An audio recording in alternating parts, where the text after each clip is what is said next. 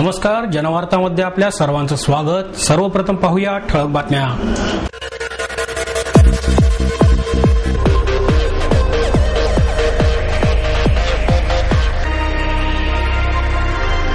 कोथरूड विधानसभा मतदारसंघातील काँग्रेस कार्यकर्त्यांचा मेळावा मोठ्या उत्साहात संपन्न।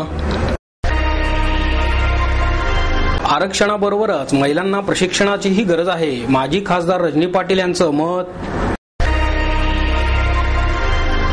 आणि यंदाचा श्रीरंग मृणालिनी पुरस्कार ग्रीन हिल्स प्रयास ऊर्जा गटाला प्रदान।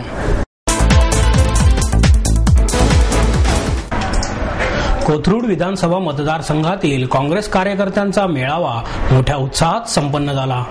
शहर काँग्रेसचे वरिष्ठ उपाध्यक्ष आणि नगरसेवक दीपक मानकर यांनी कृष्णसुंदर गार्डन येथे आयोजित केलेल्या कोथरूड मतदारसंघातील कार्यकर्त्यांच्या भव्य मेळाव्यात आमदार विनायक निमण, रमेश बागवे, शहर समन्वय समितीचे अध्यक्ष आणि माजी आमदार शरद रणपिसे, चंद्रकांत छाजेड, शहराध्यक्ष अभय छाजेड, उपमहापौर प्रसन्न जगताप, युवक काँग्रेसचे प्रदेशाध्यक्ष विश्वजित कदम, रोहित टिळक, चंदूशेठ कदम, नगरसेवक भाऊसाहेब भोईर, महिला शहराध्यक्षा स्नेहल पादळे आदी मान्यवर उपस्थित होते।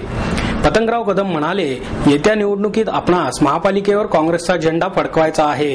त्यासाठी निवडून येण्याची क्षमता असणाऱ्या सक्षम उमेदवारांनाच तिकिटे देण्यात येणार असून पक्षाची सत्ता आणण्यासाठी सर्व मतभेद विसरून कामाला लागा। पुण्यामध्ये आगामी महापालिकेच्या निवडणुकीत काँग्रेसचे सर्वाधिक नगरसेवक निवडून आणण्यासाठी योग्य उमेदवारांना संधी दिली जाईल। मानकर यांनी केलेल्या मागणीच्या पार्श्वभूमीवर यावेळी उमेदवारांना तिकिटाचे वाटप हे काँग्रेस भवनमधूनच करण्यात येईल। तसेच कोल्हापूरच्या महापालिका निवडणुकीत काही चुका झाल्या, मात्र पुण्यातील पालिका निवडणुकीत चुकांची पुनरावृत्ती होणार नाही असेही त्यांनी यावेळी सांगितले। यावेळी सहकार मंत्री आणि जिल्ह्याचे संपर्क मंत्री हर्षवर्धन पाटील म्हणाले, महापालिका निवडणुकीत सक्षम आणि निष्ठावंतांनाच तिकीट दिले जाणार आहे।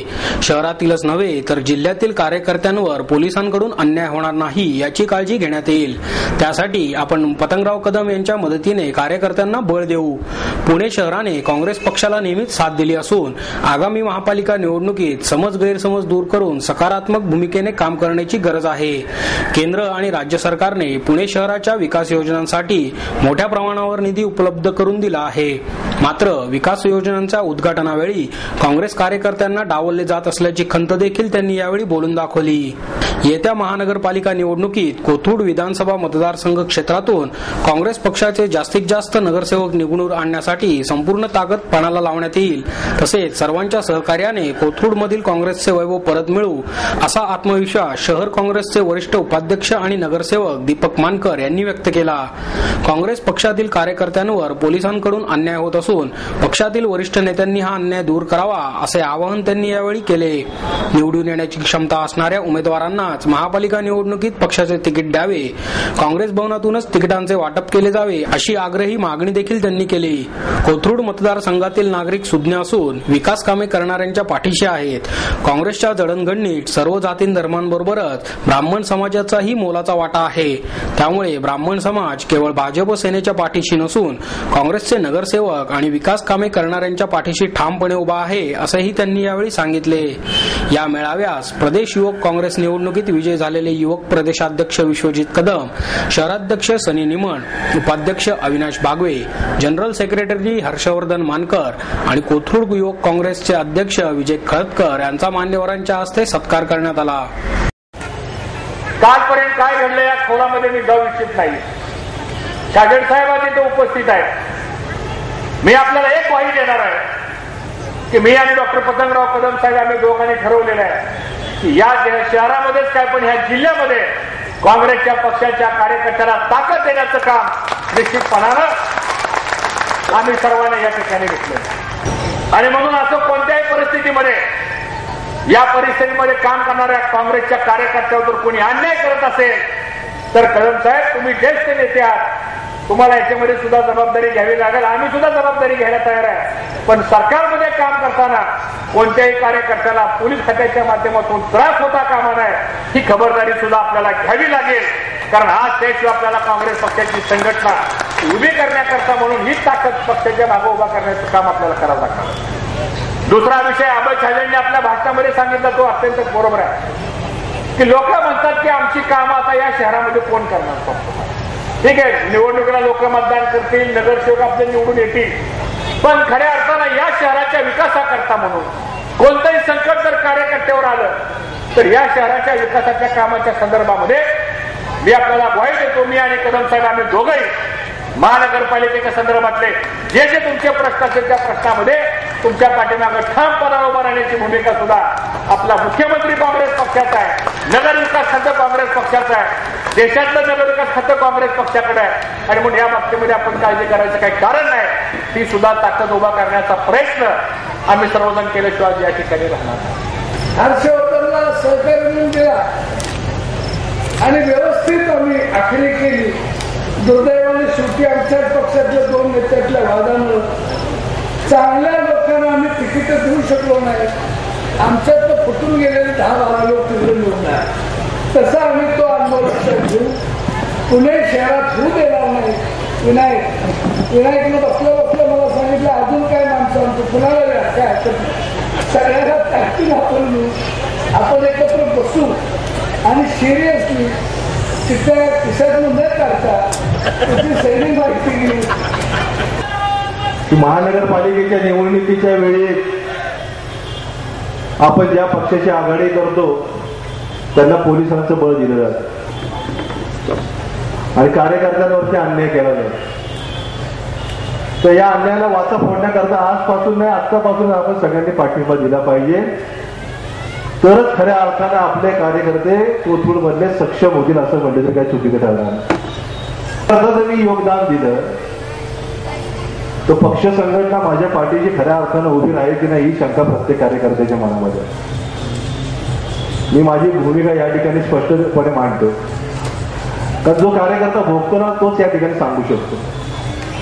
कार्यकर्त्यावरती ज्यावेळी अन्याय होतो आणि पक्ष संघटना जर त्याच्या पाठीशी उभी राहत नसेल तर त्याच्या इतका दुर्दैवी कार्यकर्ता कोणी नसणार.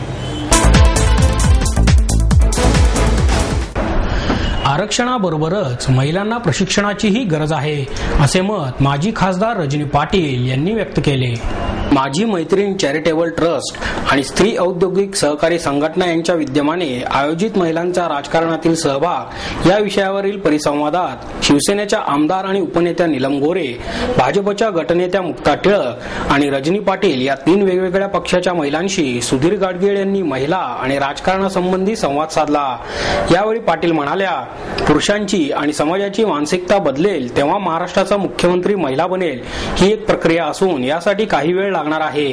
तसेच आरक्षणाबरोबरच महिलांना प्रशिक्षणाची गरज आहे. राजकारणातील पुरुष उमेदवारांच्या पत्नींना राजकारणात संधी मिळत असली तरी ज्या महिलांमध्ये क्षमता आहे त्याच टिकणार आहेत. चूल सांभाळणाऱ्या महिलांना आकाशाला गवसणी घालण्यासाठी काही काळ लागेल. मात्र पूर्वीपेक्षा आता राजकारणात महिलांचे स्थान भक्कम झाले आहे. महिला सक्षम बनत आहेत. महिला म्हणून राजकारणात काही मर्यादा पडतात, पण आपण कसे वागावे, कोणता निर्णय घ्यावा समजत नाही तेव्हा तात्पुरते शांत राहणे हेच योग्य ठरते. राजकारणात धोका पत्करण्याची तयारी असावी लागते. समाजकार्य करीत असताना धोरणात्मक निर्णय घेण्यासाठी आणि आपले काम खऱ्या अर्थाने पूर्णत्वाला नेण्यासाठी राजकारणात आल्याचे नीलम गोरे यांनी सांगितले. राजकारण आणि घर सांभाळताना तारेवरची कसरत करावी लागली तरी महिलांमध्ये निर्णय घेण्याची क्षमता असल्यामुळे महिला दोन्ही जबाबदाऱ्या यशस्वीरित्या सांभाळू शकतात.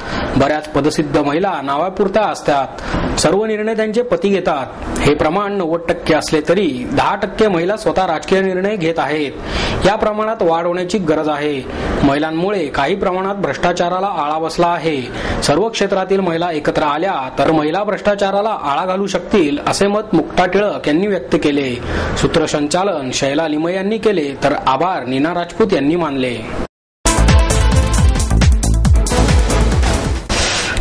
केंद्र शासनाविरोधात सोशालिस्ट पार्टीच्या वतीने अलका थिएटर चौकात आंदोलन करण्यात आले. खासदार खातात तुपाशी, आमच्याशी मात्र भाषा खोटी, महागाईने पिचलेल्या गरिबांची अजून किती वेळ थट्टा करणार अशा घोषणा यावेळी देण्यात आल्या. महागाई, भ्रष्टाचार, शिक्षणाचे खासगीकरण, भूसंपादन कायदा या सरकारच्या धोरणाचा निषेध सोशलिस्ट पार्टीच्या वतीने करण्यात आला. सोशलिस्ट युवा जनसभेचे अध्यक्ष डॉक्टर अभिजित वैद्य, संजय गायकवाड, वर्षा गुप्ते, PNV कृष्णन, वरंदेही कट्टी, मधुकर निरफराळे आदी यावेळी उपस्थित होते. केंद्र सरकारच्या चुकीच्या धोरणांमुळे आज देशात महागाई, बेरोजगारी आणि विषमतेत वाढ होत आहे. शिक्षण, आरोग्य, शेती या पायाभूत घटकांचीही अधोगती होत आहे. त्याचा निषेध करण्यासाठी सोशलिस्ट पार्टीच्या वतीने 12 ऑक्टोबर पर्यंत देशव्यापी सत्याग्रह मोहीम राबवण्यात असल्याचे वैद्य यांनी यावेळी सांगितले.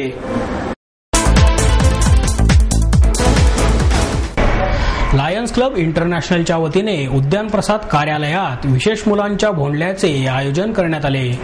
सेवा सदन दिलासा केंद्र, जीवन ज्योत शाळा, बधिरमुख विद्यालय, MDA सेवा सदन दिलासा कार्यशाळा, स्नेह क्षितिज, ल.रा. आपटे प्रशाला, ज.स. तरटे मुक्त शाळा, माधवी ओगले व्यावसायिक केंद्र, अंकुर सावली आदी संस्थांमधील 200हून अधिक विशेष मुलं मुली या भोंडल्यात सहभागी झाले होते.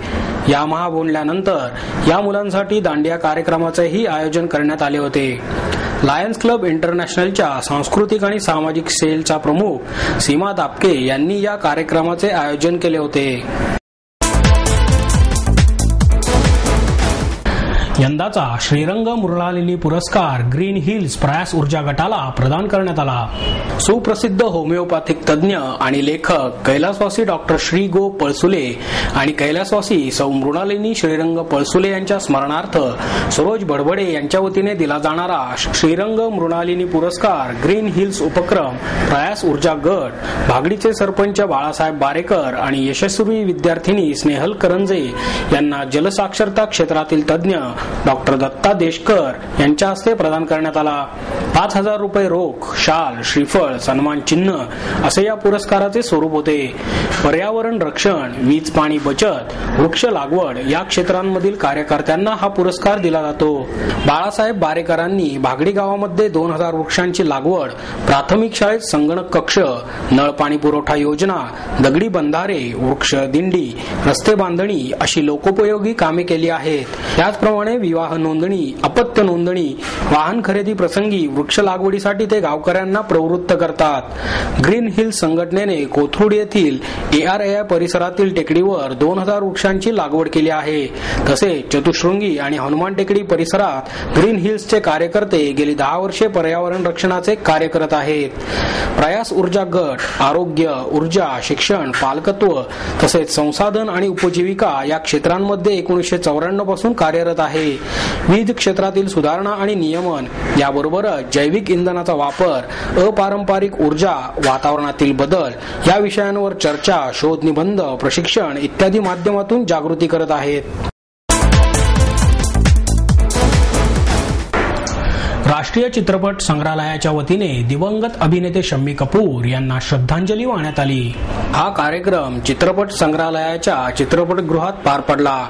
पारंपरिक पद्धतींना छेद देऊन झालेल्या या भावपूर्ण सोहळ्यात शम्मी कपूर यांचे चाहते उपस्थित होते. या प्रसंगी खुद्द शम्मी कपूर यांनी त्यांच्या जीवनातील सांगितलेल्या कटुगोड आठवणी ध्वनिचित्र फितेच्या माध्यमातून रसिकांसमोर सादर करण्यात आल्या. कपूर यांच्या उमेदवारीच्या काळापासून ते वार्धक्यापर्यंतच्या सर्व जीवनाचा आलेखच यात उलगडला गेला. कुठलाही संकोच न बाळगता शम्मी कपूर यांनी सांगितलेल्या त्यांच्या चांगल्या वाईट काळातील घटना या ध्वनिचित्र फितीतून उलगडून दाखवण्यात आल्या. त्याचप्रमाणे आमिर खान, सुभाष घई, आशा पारेख, रणबीर कपूर या चित्रपट सृष्टीतील मान्यवरांनी शम्मी कपूर यांच्या विषयीच्या भावना उघड केल्या. एकेकाळी रोमांसचा एक्का असणाऱ्या दिवंगत शम्मी कपूर यांना राष्ट्रीय चित्रपट संग्रहालय आणि त्यांच्या चाहत्यांच्या वतीने अशी अनोखी श्रद्धांजली अर्पण करण्यात आली. श्री शिवदुर्ग संवर्धन संस्थेच्या वतीने शिवरायांची दुर्गरत्ने या छायाचित्र प्रदर्शनाचे बालगंधर्व कलादालनात आयोजन करण्यात आले. पुरातत्व विभागाचे मुख्याधिकारी VN कांबळे, इतिहास संशोधक पांडुरंग बलकवडे, गिरीप्रेमी संस्थेचे उमेश झिरपे, राजेश नलगे, सतीश मराठे, प्राध्यापक सुरेंद्र नावडे, पंडित अतिवाडकर, योगेश फाटक यावेळी उपस्थित होते. यावेळी आंबेगावमधील श्री गुरुदत्त फंड संस्थेच्या वतीने श्री शिवदुर्ग संवर्धन संस्थेला 10,000 रुपयांची देणगी देण्यात आली. यादव म्हणाले, राज्यातील गड किल्ल्यांच्या संवर्धनासाठी अनेक अडचणी येतात. त्यामुळे राज्य सरकार, पुरातत्व विभाग आणि दुर्गप्रेमी सामाजिक संस्थांनी एकत्र येण्याची गरज आहे. हनुमंत देशमुख यांनी प्रास्ताविक केले. विनायक रेणके यांनी आभार मानले.